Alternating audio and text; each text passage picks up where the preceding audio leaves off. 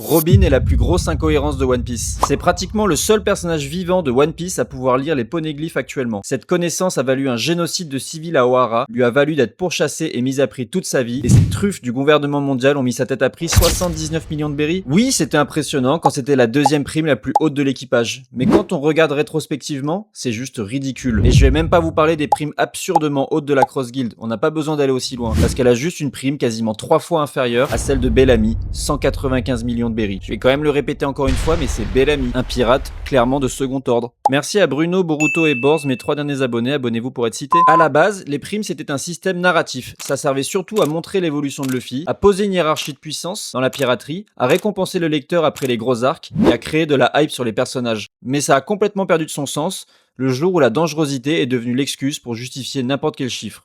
Robin, c'est la preuve que le système ne marchait déjà pas. J'ai déjà fait une vidéo sur l'échec des primes dans One Piece, si ça vous intéresse, elle est juste ici. Et franchement,